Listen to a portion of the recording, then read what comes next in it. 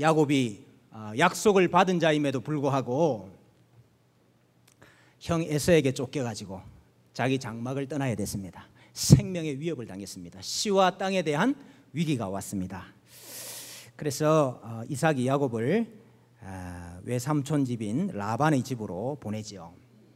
근데 여러분, 라반이 어떤 사람이냐? 참 외삼촌이기는 한데 라반이 선한 사람이 아니었습니다. 라반이 아주 좀 악한 사람이었습니다. 처음에 가서 이 야곱이 라반의 둘째 딸인 라헬에게 눈이 맞았습니다. 그래가지고 삼촌, 제가 저 라헬을 위해서 7년 동안 봉사를 하겠습니다. 둘째 딸을 저에게 주십시오. 남한테 주는 것보다는 너한테 주는 게 안 낫겠느냐. 그래서 7년 동안 봉사를 했습니다. 야곱이 라헬을 사랑하는 까닭에 7년을 수일같이 여겼더라 그랬습니다. 이 대단한 사람입니다. 가만히 보니까 우리 그 연단의 기간 있지 않습니까? 우리 고생하는 기간, 하나님께서 연단시키는 기간도 하나님을 사랑하든지 성도를 사랑하든지 사랑하면은 시간이 빨리 갑니다. 이 연단의 시간이 빨리 갑니다. 미워하면 그것같이 힘든 게 없습니다. 이 야곱이 라헬을 사랑해서 수일같이 여기고 7년을 보냈습니다. 첫째 날 밤에 이제 라헬에게 들어갔는데 아침에 일어나서 보니까 라헬이 아니고 레아였습니다. 아니, 삼촌 나에게 어떻게 이렇게 하실 수가 있습니까? 그러니까 삼촌 말이 뭡니까? 우리 지방에서는 언니보다 아우가 먼저 가는 일이 없다. 그래서 다시 나한테 7년을 섬겨라. 그럼 내가 둘 다 주겠다 그랬습니다. 속였죠. 그래서 야곱이 본의 아니게 아내가 두 사람이 됐습니다. 이 두 사람을 위해서 14년간 일을 했습니다. 14년간. 근데 일을 어떻게 했느냐? 야곱이 일을 참 고생 많이 했습니다. 창세기 31장 39절 이하에 보면니까 양을 치는데 물려 찢긴 것은 내가 외삼촌에게로 가져가지 아니하고 낮에 도둑을 맞았든지 밤에 도둑을 맞았든지 외삼촌이 그것을 내 손에서 찾았으므로 내가 스스로 그것을 보충하였으며, 혹시 도적이 와서 양을 한 마리 훔쳐갔습니다. 혹시 이리가 와가지고 양을 하나 물어 뜯었습니다. 그러면은 이 삼촌이 아이고 어쩌다가 그렇게 됐나, 잘 좀 지키지. 그러고 그냥 넘어가는 것이 아니고 몇 마리 찢겨졌지? 몇 마리 도둑 맞았지? 그러고 다 찾았다 이 말입니다. 야곱이가 다 배상을 해냈다. 내가 이와 같이 낮에는 더위와 밤에는 추위를 무릅쓰고 눈 붙일 겨를도 없이 지냈나이다. 그랬어요.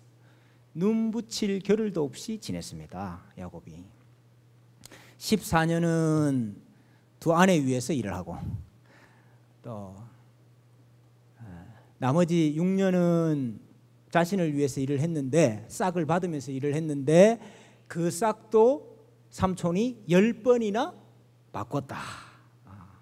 품삯을 10번이나 변경을 했다 그랬습니다. 이만큼 주겠다 그래놓고 요만큼 주고 10번이나 바꿨다 이거죠. 그 레아와 라헬도 자기 아버지를 잘 알았습니다. 그래서 레아와 라헬이 뭐라고 하는 거 아니까, 아버지가 우리를 팔고 우리의 돈을 다 먹어버렸으니 아버지가 우리를 외국인처럼 여기는 것이 아니냐. 이 딸들도 아버지에 대해서 불만이 많을 정도로 라반이 선한 사람이 아니었습니다. 그래서 라반 집에서 야곱이 고생을 많이 했습니다. 연단의 기간은 다름 아니라 고생하는 기간입니다. 자기를 죽이는 기간이고, 이게 내 힘으로 하나님의 약속이 이루어지는 게 아니구나 깨닫는 기간이고, 실패하는 기간이고, 깨어지는 기간이 이 기간입니다. 야곱 가정은 또 어땠습니까? 아내가 한 명만 있어도 벅찬데 아내가 둘이가 있었습니다. 얼마나 힘들었겠습니까, 야곱이. 갑자기 저 요르단 같은 이야기가 생각이 나네. 아랍 사람들 얼마나 그 잘생겼습니까? 코도 호떡하고 뭐 키도 크고 우락부락하고 털도 많고 그런 사람이 와가지고 나랑 결혼해 달라고 쫙 쫓아다니면서 청혼을 해요. 그래가지고 마지못해서 갔더니 셋째 부인이고 막 이러지요. 무슬림은 네 사람까지 아내를 맞을 수가 있지 않습니까? 뭐 야곱도 비슷합니다. 예. 레아가 사랑을 못 받았는데 레아가 먼저 4명의 아들을 낳습니다. 그러니까 이 라헬이 얼마나 시기가 나겠습니까? 사랑을 받는 것은 자기인데 자기는 자식이 없고. 그래가지고 야곱한테 얼마나 또 글습니까? 야곱에게 이르되 내게 자식을 낳게 하라. 그렇게 아니하면 내가, 우리 번역은 아주 이렇게 점잖게 했습니다. 내가 죽겠노라 이랬지만은 확 죽어버릴 거니까 내게 자식을 낳게 하라 이렇게 안 했겠습니까? 손톱을 하고. 야곱이 라헬에게 성을 내어 이르되 그대를 임신하지 못하게 하시는 이는 하나님이시니 내가 하나님을 대신하겠느냐. 그러니까 라헬이 포기하지 아니하고 내 종 여종 비라가 있는데 비라에게 들어가서 내게 자식을 낳게 해라. 그래 여종을 줬습니다. 그래 비라에게 들어가 가지고 또 자식을 낳았죠. 그걸 보고 레아는 가만히 있을 수가 있습니까? 누구는 여종 없냐. 그래가지고 또 자기 여종 실바를 또 줘가지고 실바를 통해서 또 자식을 낳았습니다. 예. 얼마나 이 가정이 시기와 미움과 질투가 가득했는가 우리가 충분히 생각해 볼 수 있습니다. 어쨌든 뭐 속임을 당해가지고 부인이 2사람이 되기는 했지만은 어쨌든 이게 정상적인 게 아니죠. 또 여러분 서로 이렇게 시기하고 미워하고 질투하면서 하는 이게 여러분 정상적인 지금 교회가 아닙니다, 여러분. 그럼에도 불구하고 하나님께서 이 죄되고 이 연약한 가정을, 교회를 하나님 자기 약속 때문에 말입니다. 하나님이 야곱한테 베델에서 하셨던 그 약속 있지 않습니까? 그 약속 때문에 축복을 하십니다. 축복을. 그래서 태의 문을 여시고 막 서로 막 경쟁하듯이 막 났는데 어쨌든지 간에 하나님의 씨가 많아질 수 있도록 하나님께서 복을 허락해 주십니다. 그래서 레아가 사랑받지 못하는 것을 보시고 하나님 불쌍히 여기셔서 먼저 그의 태를 여시고, 그 다음에 또 하나님께서 라헬을 생각하셔가지고 또 그의 소원을 들어서 그의 태를 여시고, 하나님께서 이렇게 태의 문들을 열어주셔서 씨를 주시는 역사가 라반의 집에서 있습니다. 그 고생하던 라반의 집에서. 그리고 또 창세기 30장 27절에 보니까 라반의 집이 복을 많이 받았습니다. 근데 그 복을 받은 이유를 라반이 알고 있었습니다. 그 이유가 뭐냐? 라반이 그에게 이르되 여호와께서 너로 말미암아 내게 복 주신 것을 내가 깨달았노니. 사실은 야곱이가 14년만 일하고 갈라 그랬거든요. 그러니까 야, 너 좀 나한테 더 있어라. 왜냐하면 하나님이 너 때문에 나한테 복을 주신다. 참 하나님이 자기 약속을 잊어버리지 아니하시고, 아브라함이 하셨던 약속 아닙니까? 너를 선대하는 자를 내가 선대하고 너를 저주하는 자를 내가 저주한다. 아브라함이 하신 약속인데 하나님께서 야곱을 위해서 라반의 집에 또 복을 내리시고 그랬습니다. 또 이제 라반이 너가 어떻게 그냥 나에게 일을 하겠느냐, 너 싹스를 정해라 했을 때에 양이 나면은 하얀색 약 이런 것은 다 삼촌 거 하시고 얼룩 무늬가 있거나 아롱지거나 뭐 이런 것들은 내 것으로 하겠습니다. 사실은 그런 양이 날 가능성이 작거든요. 근데 하나님께서 어떻게 쪽쪽이 나는 양마다 얼룩지고 아롱지고 점박이고 이런 게 나게 또 하시는 거예요. 근데 그 이유가 있습니다. 창세기 31장 12절에 보니까 이르시되 내 눈을 들어 보라, 양떼를 탄 순양은 다 얼룩무늬 있는 것, 점 있는 것과 아롱진 것이니라. 라반이 내게 행한 모든 것을 내가 보았노라. 하나님께서 라반이 하는 못된 짓을 보시고 하나님께서 야곱에게 축복하시기로 결심을 하셔가지고 나는 쪽쪽이 그런 양들이 나도록 만드신 거예요. 그래서 야곱의 이 소유가 많아졌습니다. 부자가 되었습니다. 그러니까 이 라반이 이제 보는 눈이 심상치 않은 것입니다. 조카를 보는 눈이.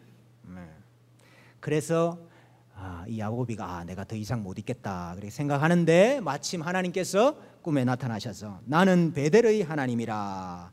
내가 거기서 기둥에 기름을 붓고 거기서 내게 서원하였으니 지금 일어나 이곳을 떠나서 내 출생지로 돌아가라. 하나님이 돌아가라. 이제 그 오랜 연단의 기간이 끝났다. 그죠?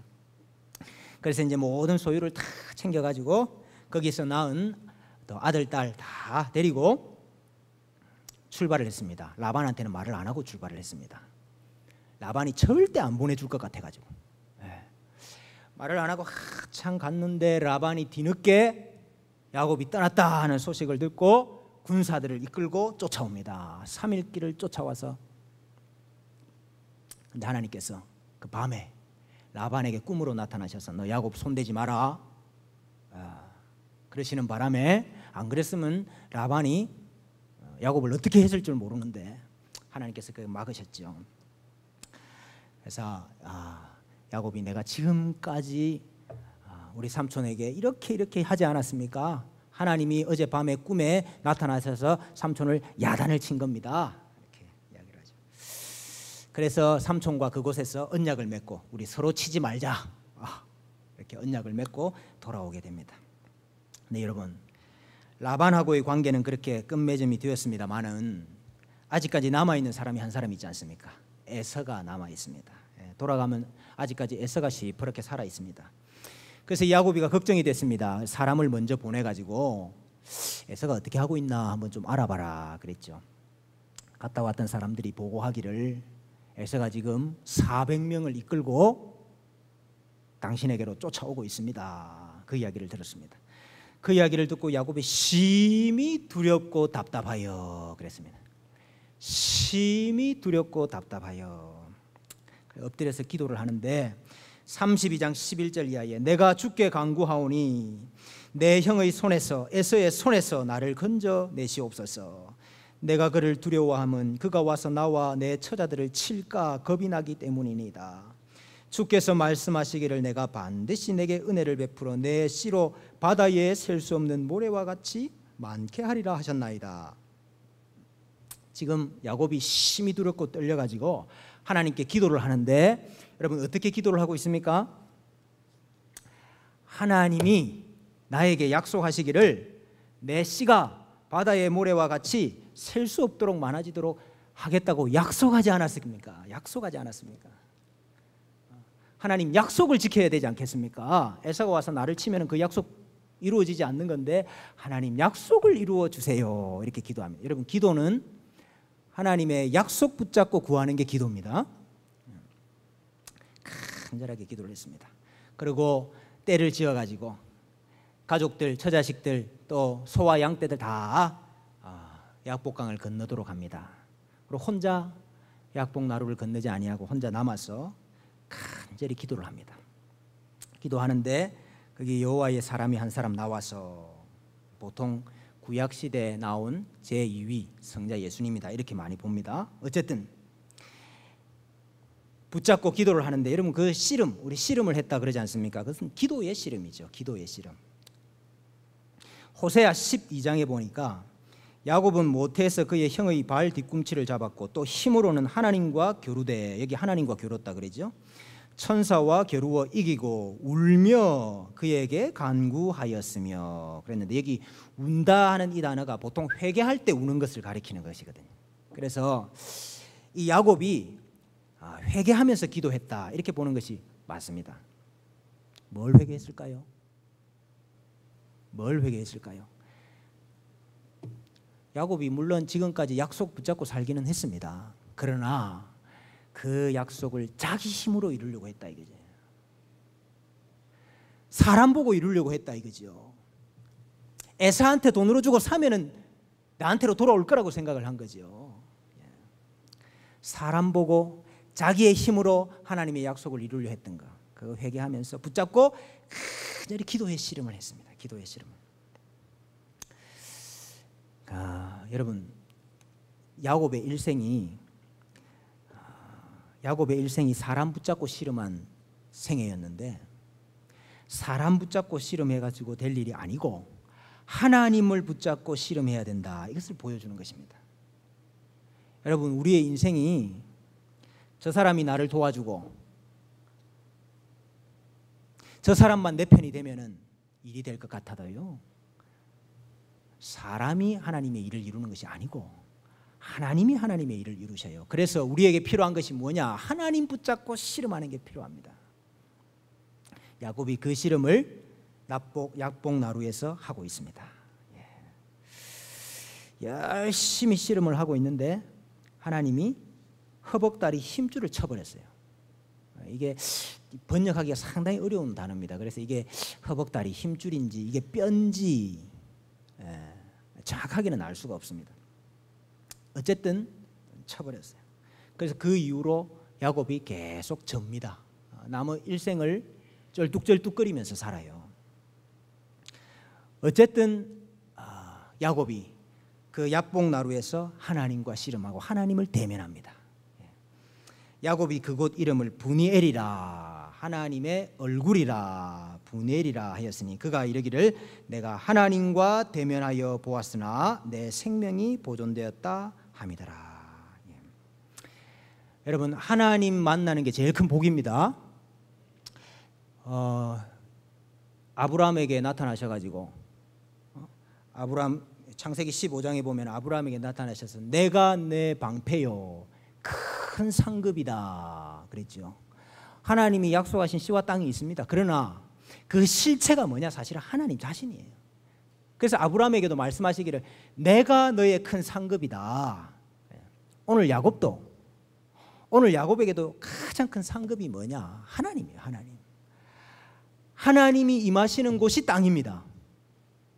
그러니까 야곱이 가나안 땅에서 브엘세바에서 내어 쫓겼지만은 하나님이 임하셨던 그곳을 뭐라 그랬습니까? 벳엘이라, 하나님의 집이라 안 그랬습니까?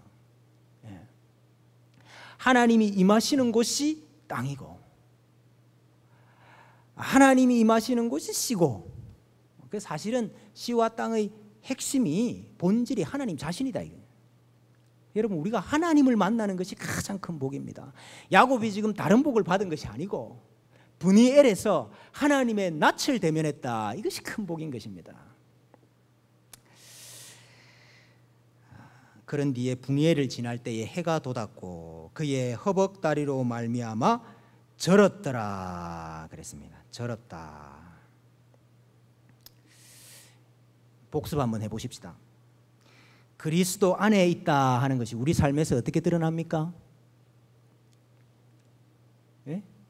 내가 그리스도 안에 있습니다. 이게 우리 삶에서 어떻게 드러난다고요? 실패와 깨어짐과 자기 죽어짐으로 드러난다 그랬죠. 야곱의 인생을 보세요. 야곱의 인생이 또 그렇다고. 쩔뚝거림, 야곱의 쩔뚝거림, 이게 뭘 보여주는 것입니까? 자기 자신이 하나님 앞에서 죽었다 하는 것을 드러내는 표인 것입니다. 자기 자신의 죽음을 가장 잘 보여주는 게 그의 쩔뚝거림이에요. 여러분, 우리의 삶의 흔적들이 다 있죠. 연단받았던 흔적들, 고생했던 흔적들, 내 힘으로 해보려고 막 열심히 노력했지만 내 힘으로 안 돼가지고 나한테 일어난 상처들, 그런 거 우리가 다 있지 않습니까? 그것이 다른 것이 아니고 그것을 통해서 하나님만이 이루십니다. 그걸 우리가 깨닫게 되는 거고, 야곱의 이 쩔뚝거림을 통해서 내가 이루는 것이 아니고 약복나루에서 만났던 그 브니엘 하나님이 이루신다 하는 것을 평생에 자기 몸에 표로 삼고 살아갔다 이 말이에요.